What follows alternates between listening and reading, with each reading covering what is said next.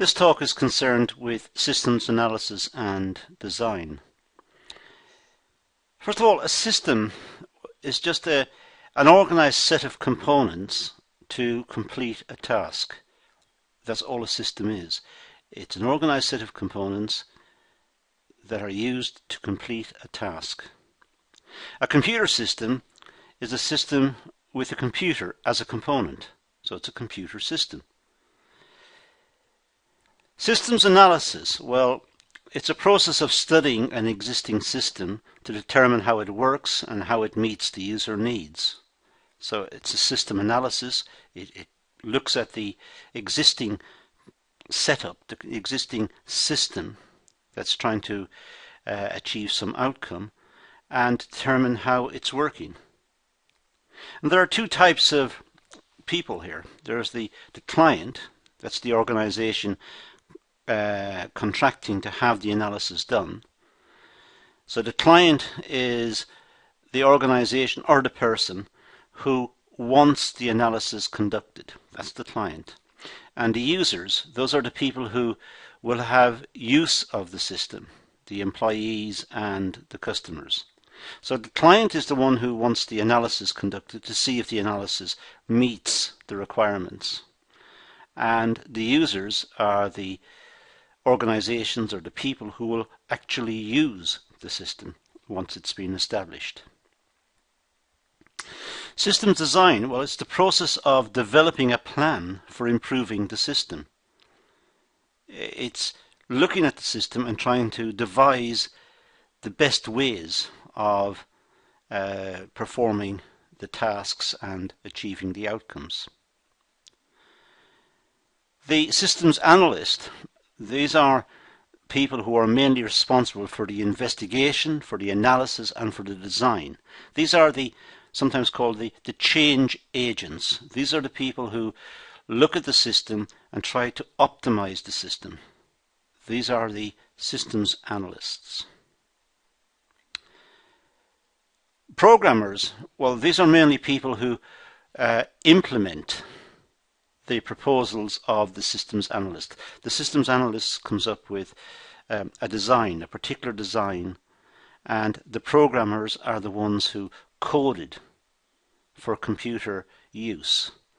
They turn the designs into computer code which enables computers to use the particular design. Now if we look at the career path of the programmer and contrast it later with the systems analyst and so on, we get an idea of what the background to some of the people who are involved in this system are like. First of all, we have, from a programmer, we have a trainee stage, somebody who's just entered. Then they graduate to be a programmer, and the programmer may become a systems analyst, may look at systems and make recommendations to programmers who work for him or her in the particular organization. And the systems programmer becomes the systems analyst, I should say. So the systems programmer is like an advanced programmer. It's the programmer who takes the code written by the programmers and configures it to meet the requirements of the systems analyst. And the systems analyst, as I said earlier, is the person who looks at the efficiency of the overall system. And all of this may be overseen by a project manager. Project managers are increasingly important in industry and in commerce. Project managers are the people who oversee the delivery of a particular system, oversee particular changes and implementation of certain routines that are required by the organization. So project managers are the people who implement the change. They're the ones who bring it about.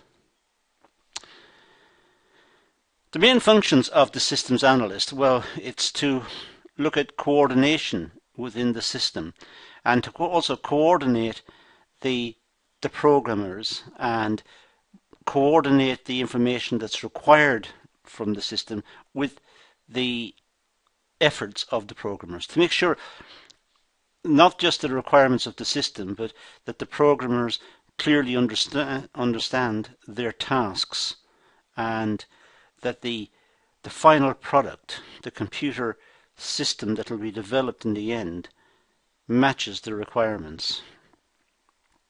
They must have good communication skills.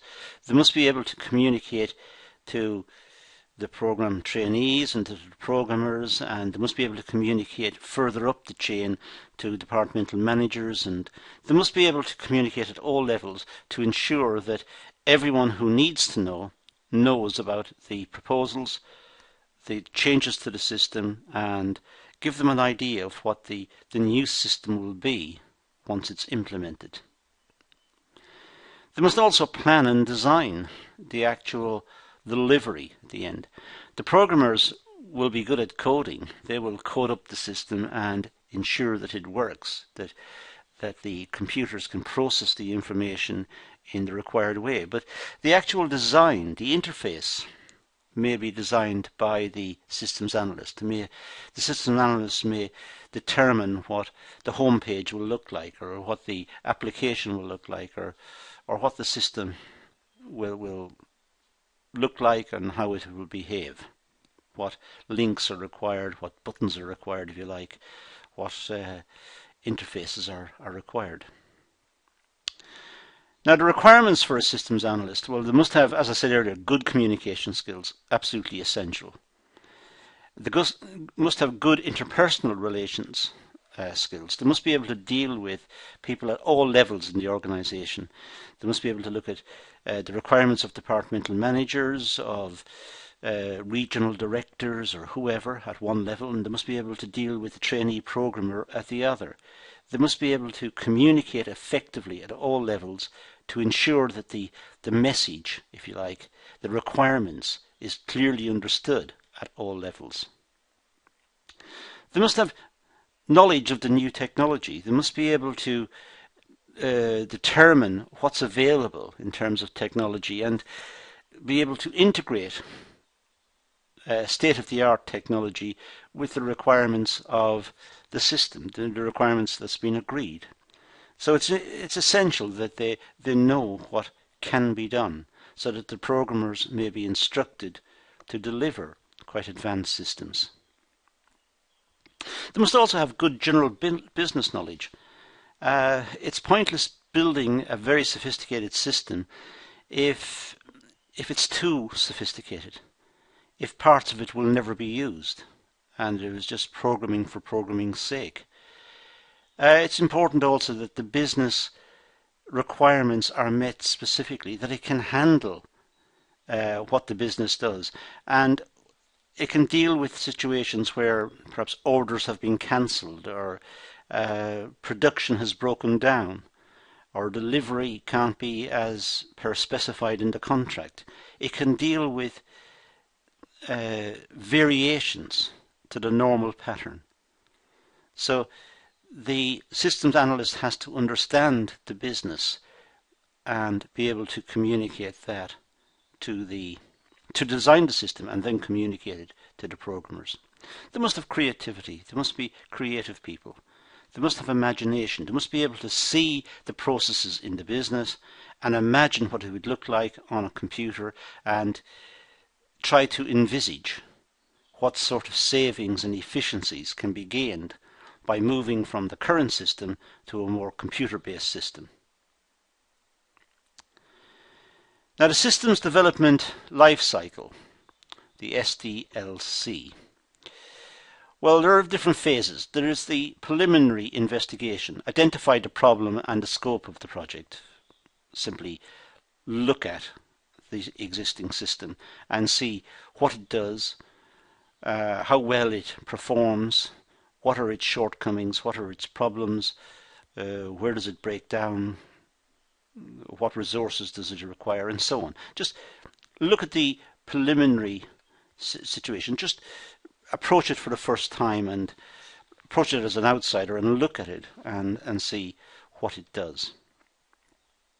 And then the systems analysis. Well, study the existing system. Don't just identify the problem and the scope of the project. Don't just sit back and look at what is happening right now, but try to envisage what the the system would look like on the computer, as I said earlier. Try to look at the various advantages that may be gained from a more centralized and more computerized system. So study the existing system and then plan the new system. Having analyzed the existing system and having come up with ideas that could be used in the context of a more computerized system, then plan the new system. And then construct the new system. Having planned it, get it coded. Go through the programmers and get the code done, and go through various phases of development.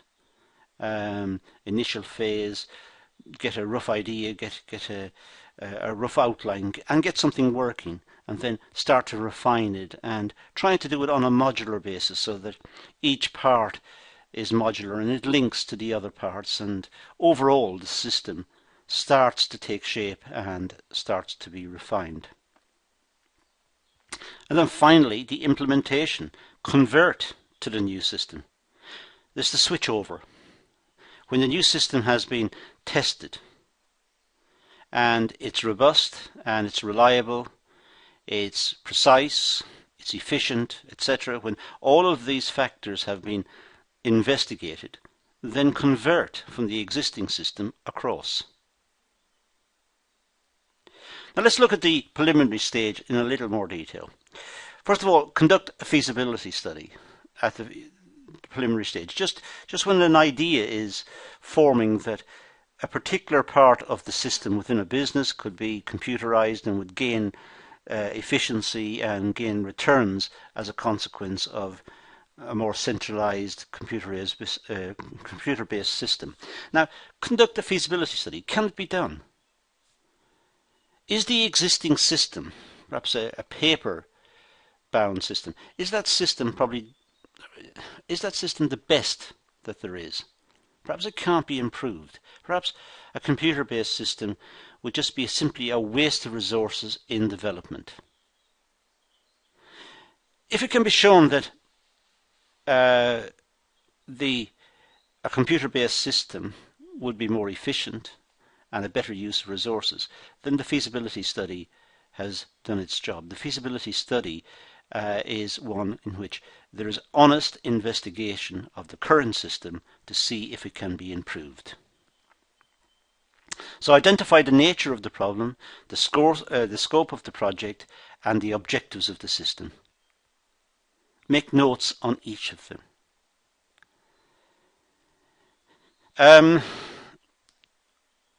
Usually results in a feasibility report. These notes, they usually result in a feasibility report.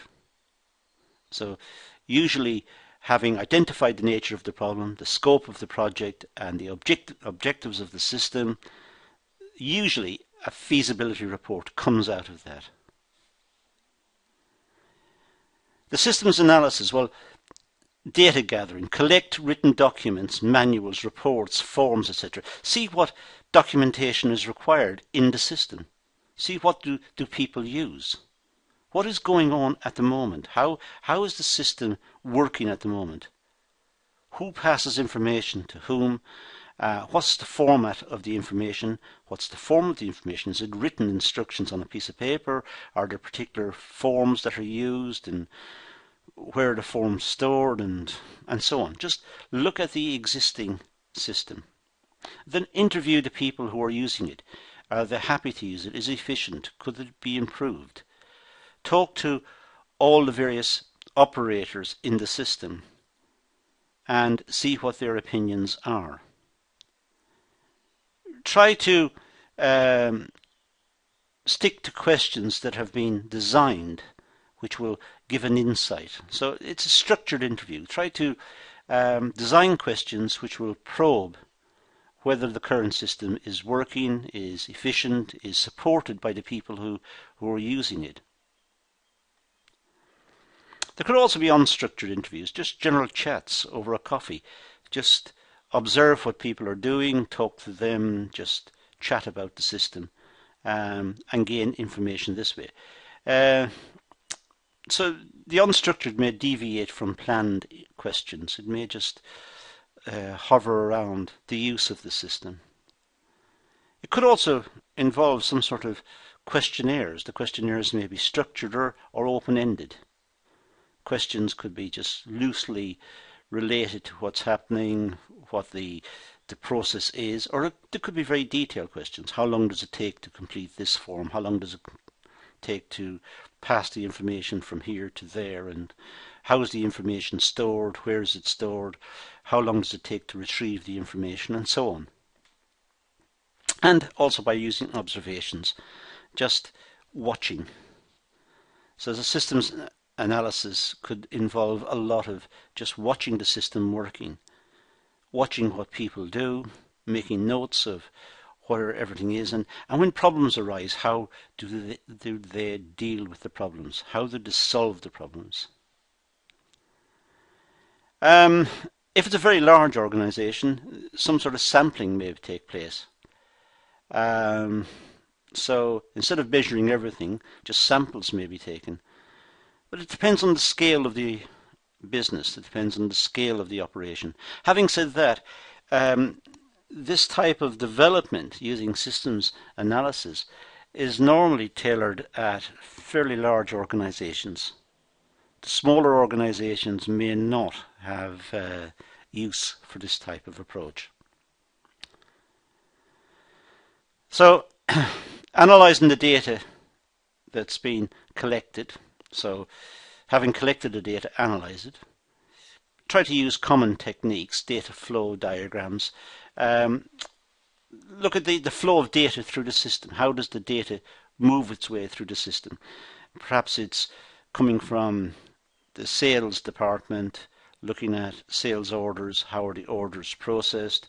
What happens next? Where does the information flow? Does it flow to the stores? Does it flow to production systems? And where does the information flow through?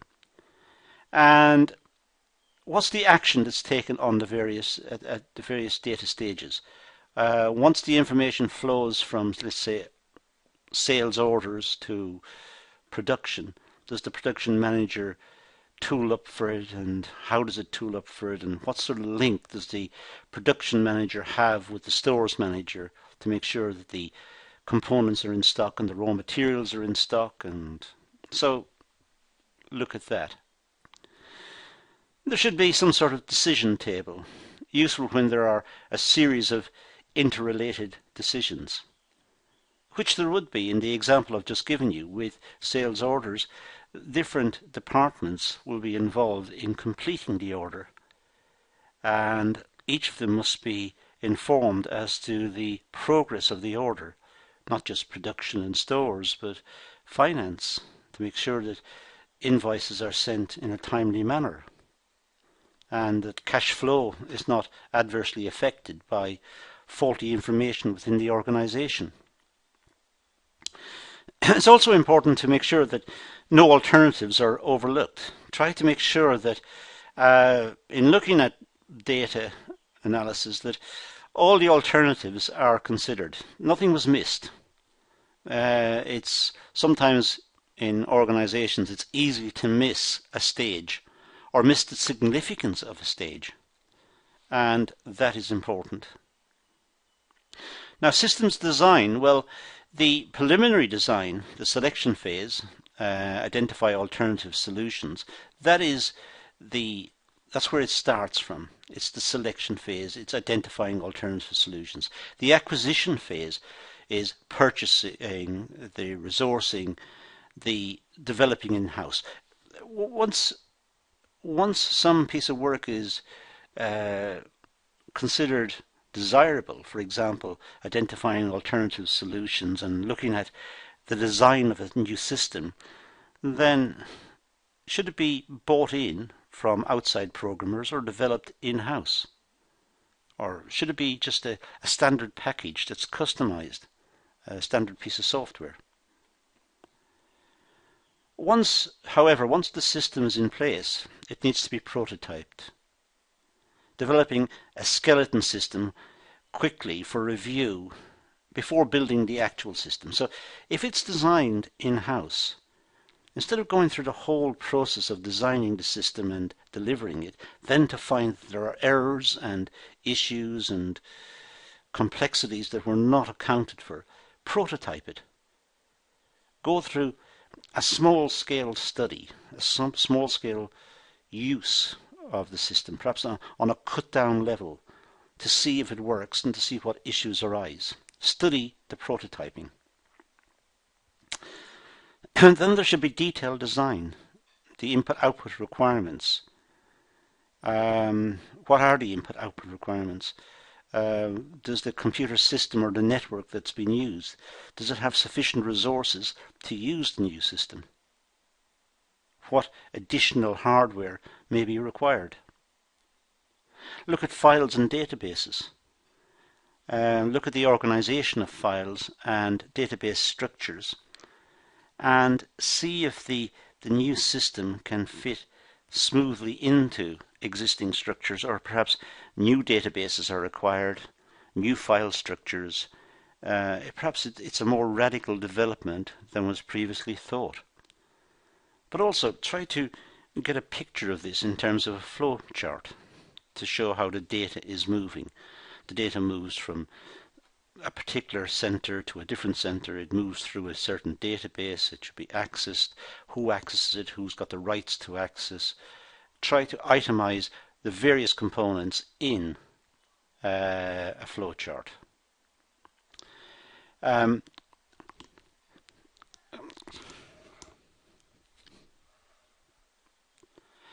System controls and backup. Well, install procedures to prevent fraud and tampering with the computer system.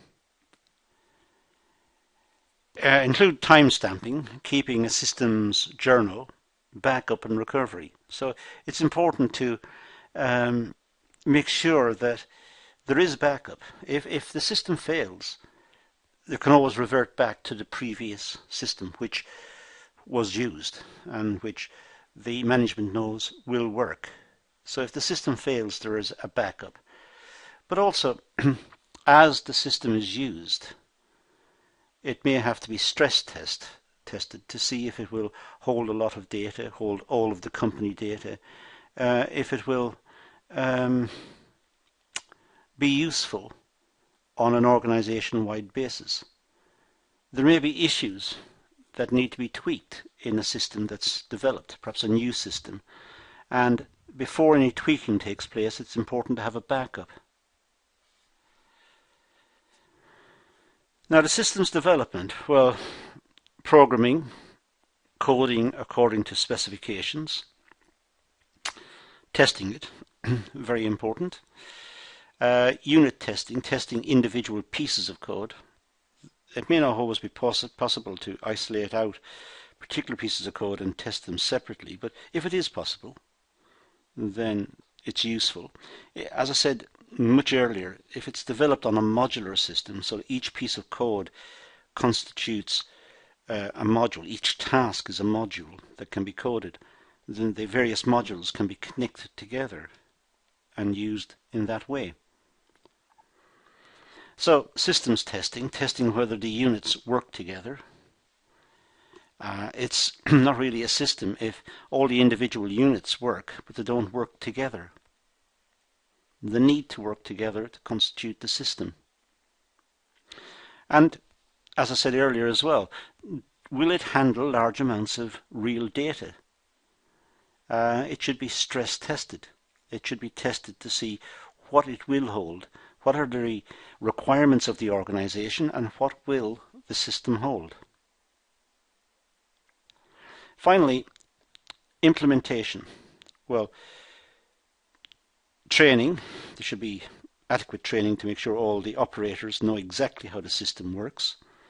There should be user manuals as well to help them. The conversion, well, equipment conversion and site preparation is important. Equipment perhaps needs to be updated, or new connections need to be made if it's modifications to a LAN or the establishment of a LAN, a local area network. the site should be prepared as well. And then there's data conversion. How much data needs to be converted? What's the processing power of the system? What's required? And what's the method of data conversion? How will it be handled?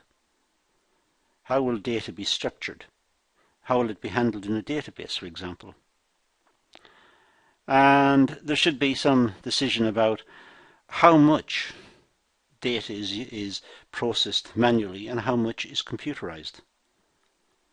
Perhaps some degree of manual data processing is required. It depends on the system, it depends on the product, it depends on the company, it depends on the requirements. The system conversion, well, is there a direct switchover? Do they switch over at 12 o'clock one night and the next day everybody uses the new system? Or could it be phased? Perhaps different departments gradually getting used to the system, being introduced more and more within the system, and perhaps there may be a period of time when both systems are running concurrent, the old system and the new system. There might be a pilot phase in which the conversion takes place. It may be tested, not actually implemented for a while, and then phased in after that. Or as I said earlier, there could be parallel conversion. The old and the new system are run simultaneously.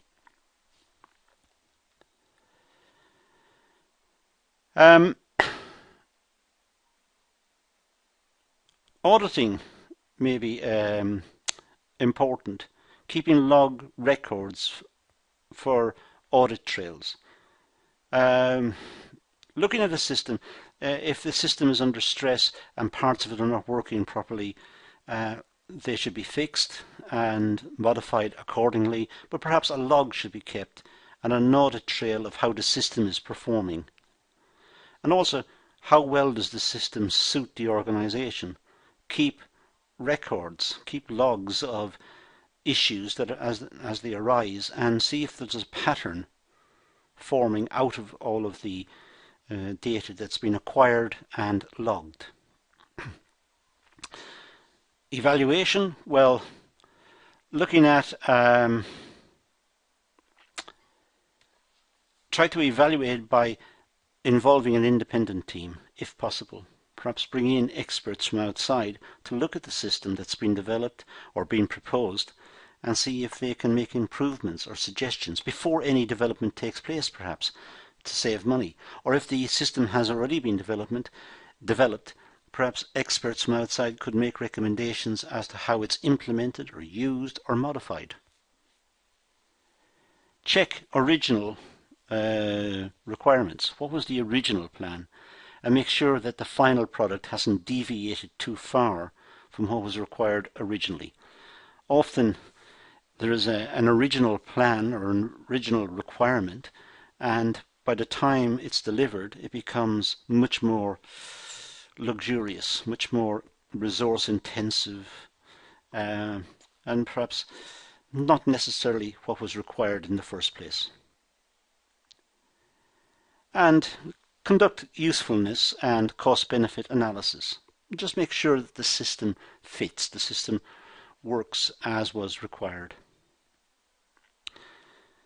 Maintenance, well, there should be ongoing maintenance throughout the system's lifetime to make sure that the system is working smoothly and correctly. The maintenance should correct errors and should also assist the users.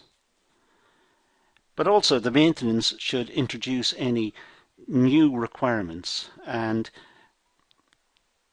seamlessly fit in modules perhaps that introduces upgrades or new capacity or new facilities and seamlessly fits those into the existing implementation.